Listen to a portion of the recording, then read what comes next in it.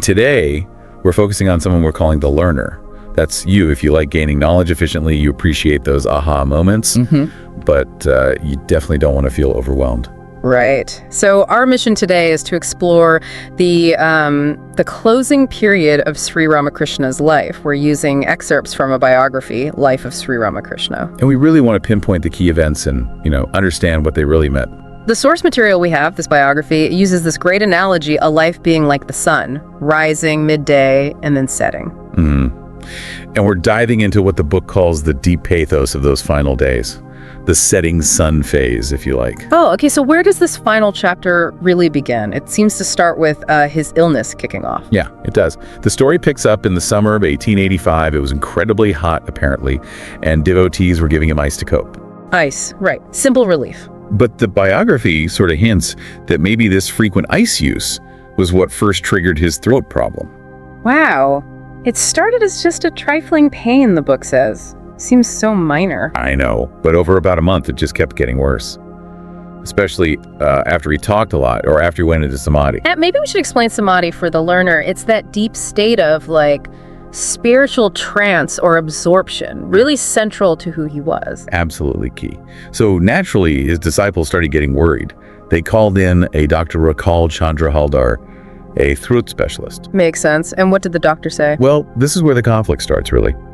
He gave medicine, sure, but his main advice was talk less and, crucially, avoid those trances.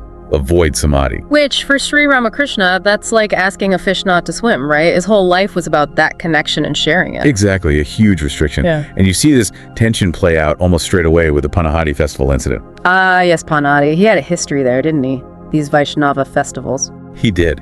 He'd gone during his own intense spiritual practice years before. He described Panihati as like a hub of joy and chanting.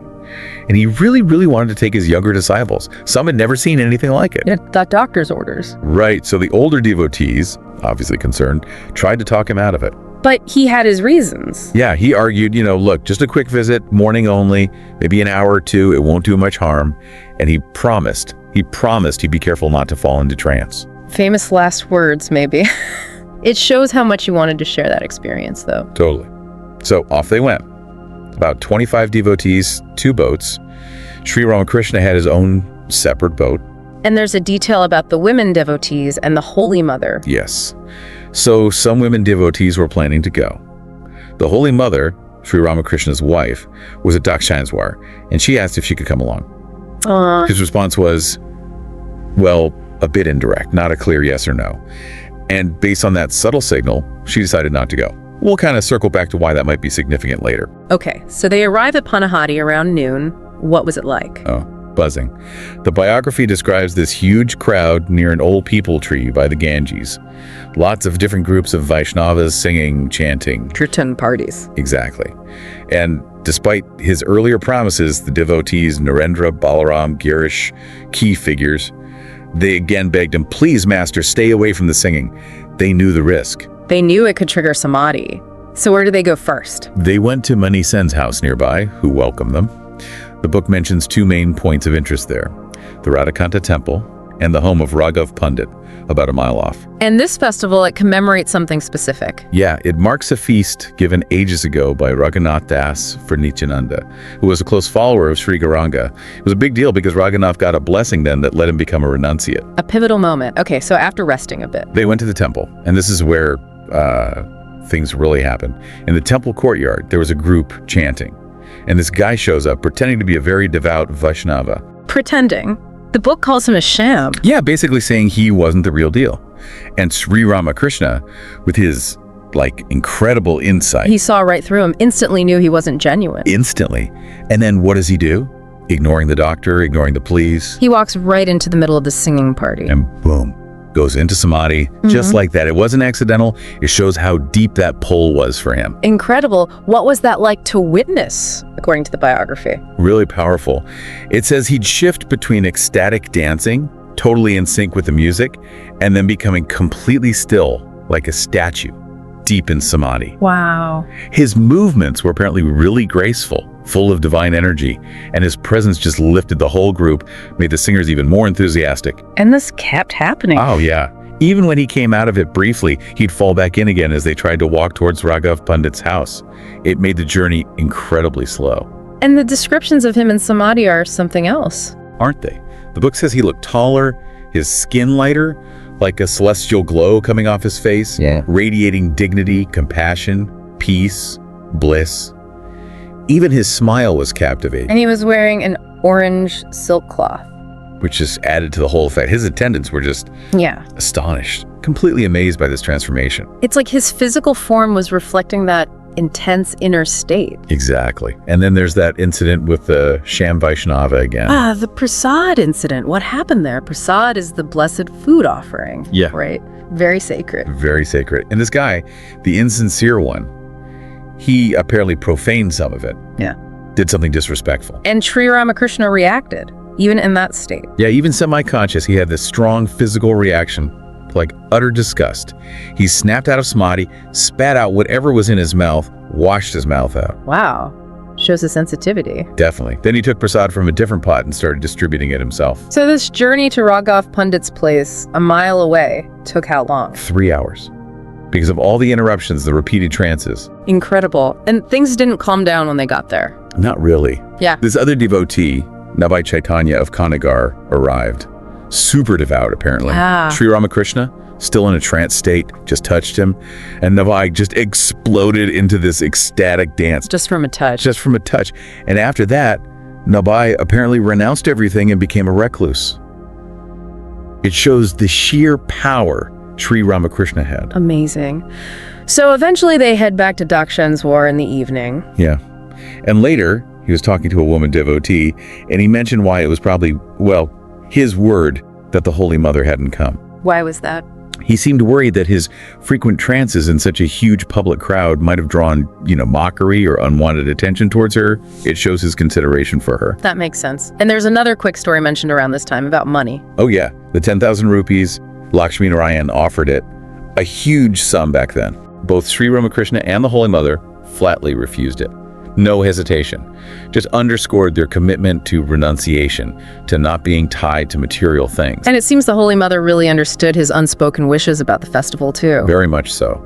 She was clearly very attuned to him. But the festival trip, despite all the spiritual highs, took a physical toll. Absolutely. Yeah. That night, he couldn't sleep. Had this burning sensation all over his body.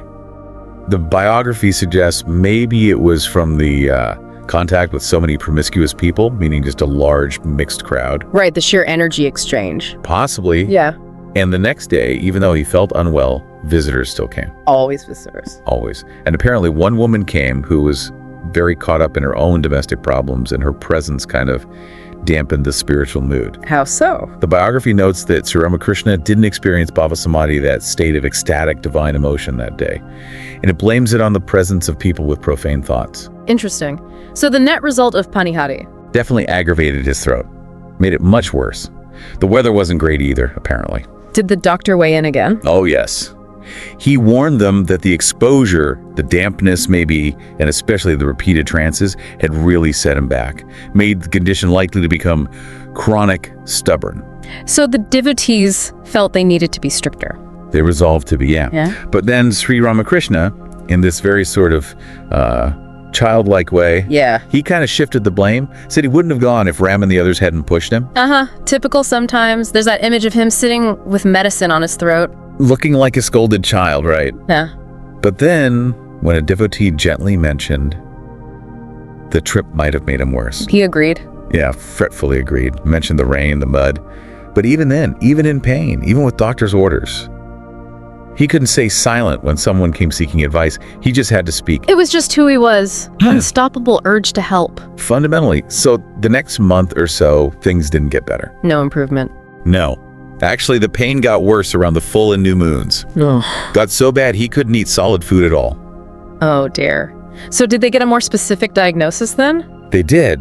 The doctors called it clergyman's sore throat, which was, I guess, a known condition for people who used their voice a lot. Makes sense for him. So prescriptions, special diet. Yep, all prescribed. Yeah. And the biography is clear. He followed the medical advice carefully. Pills, diet, everything. Except the two things he couldn't manage. Controlling the divine ecstasies, the Samadhi, and resting his voice. He just kept talking, kept teaching, kept comforting people. But crowds kept coming. More and more. This constant activity, you have to see it against the backdrop of years of this, right? Since meeting Keshav back in 1875, he'd been pouring himself out. Irregular food, not enough rest, disturbed sleep. It had to catch up with him eventually. It seems it did. The book even mentions him sometimes complaining, to the Divine Mother, saying things like, "Why do you bring all these worthless people?" Lamenting the strain, calling his body a perforated drum that couldn't hold anything. Wow, even he had moments of frustration. Did he ask for help? He did. He apparently prayed that some of his disciples, like Vijay, could start helping prepare newcomers, take some of the load off him. Because by late 1884, he was incredibly well known. Hugely. Hundreds of people flocking to him. Yet, despite the pain, despite the frustration, his passion for helping seekers never faded. Never. He had this intuition, understanding people instantly, igniting their spirituality with a word or a touch. This selfless service just went on right to the end. So his health keeps declining. What was the next major turning point? A really alarming incident. A lady devotee invited some of the disciples for supper. While they were there, news came back from Dakshineswar. Oh, wow. He started bleeding from the throat. Oh, no. That's serious. Very serious. That really shook the disciples, especially Narendra, who later became Swami Vivekananda. He had some medical knowledge. And he suspected. He feared it was cancer. He was apparently quite distraught, telling a friend he felt their source of joy, meaning Sri Rama-Krishna, was being taken away. Understandable reaction. So this prompted a big decision. Yes. The bleeding incident led the senior disciples to decide they had to move him to Calcutta for better treatment. They proposed it, and he agreed. Where did they go first in Calcutta? Initially, a 2-story house in Bag Bazaar overlooking the Ganges. Sounds nice, but He didn't like it. hated it. Felt like being taken somewhere to die, apparently. Compared to the open air of Dakshineswar, it felt confining. He didn't stay long. So where did he move? To the house of Balaram Bose, a close devotee who was overjoyed to have him. Okay, so they're in Calcutta now. What about treatment? Well, while searching for a better long-term house, they consulted some very respected Ayurvedic doctors, the Veds. And their diagnosis? They called it Rohini, which the biography translates as essentially cancer. Not encouraging news. No. So that led them to try something else. Yes, that diagnosis kind of pushed them towards trying homeopathy instead. Meanwhile, word gets out he's at Balaram's house. And instantly it becomes the new hub, packed with visitors again. So even in the city, even with this serious diagnosis, he kept going. Unbelievably, yes. Doctors warned him, devotees pleaded, but he kept seeing people, solving their problems, giving guidance. The biography even suggests his illness almost became a sort of pretext. A pretext? How so? Like it brought him to Calcutta, making him accessible to even more spiritual seekers who couldn't easily travel out to Dakshineswar. So, ironically, his illness expanded his reach in a way. That's quite a perspective. So his days were still packed. Morning till night, constant interaction, and still punctuated by those deep trances that just electrify the devotees. There's one specific story from Balaram's house, isn't there? About singing. Ah, yeah, the one with Girish and Kalapada. They were singing a song about Sri Chaitanya's incredible love for humanity. And Sri Rama-Krishna. Went deep into Samadhi, this beautiful heavenly smile on his face, his leg outstretched. Yeah. And a devotee was there, weeping, holding his foot. So moving. And even as he started coming back to consciousness, just partially aware, his first instruction was for the devotee to repeat Sri Krishna Chaitanya's name. All wheels focused on the divine. Amazing consistency. So they needed a more permanent place for treatment. Right. They eventually found a suitable space, a parlor, basically a main room, in a house on Shampukar Street. It belonged to a man named Gokul Chandra Bhattaria. And a new doctor. Yes, that's when they decided to put him under the care of Dr. Mahendra Lal Sarkar, a very well-known physician at the time. And that really marks the beginning of the next phase of this final chapter. Okay, let's just pull that together then. We've seen the illness start, that really intense trip to Panihati, which, have huge spiritual moments but worsened his health. Right. Then the failed attempts at treatment back at Dakshineswar, his condition declining, and finally the move to Calcutta after that alarming bleeding incident. And for you, our learner, hopefully seeing how these events unfolded and witnessing Sri Ramakrishna's sheer unwavering spirit through it all gives some real aha moments. Definitely. And thinking about this period, it really brings up a profound point for you to consider, perhaps. It's that tension, isn't it, between this deep, consuming drive for spiritual ecstasy, for connection, and the hard realities, the limits of the physical body. Yeah, how does someone so dedicated to something beyond the physical navigate that? What can we learn from his way of handling it, that dedication, even when facing the body's breakdown? It's a powerful question to reflect on. What does that kind of commitment look like at the absolute edge? And, we've really only started exploring this final, complex period. There's more to come as we look at the treatment in Calcutta and how his journey concluded. Indeed. The story continues. Thank you for joining us for this part of the journey on the deep dive. I hope you like this chapter.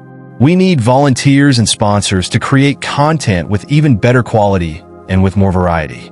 If you wish to join this initiative as a volunteer or sponsor, please click the links given in description below. To help us reach more viewers, please like, comment, share, and subscribe to Biography Central. Thank you for your time. It means a lot. Namaste.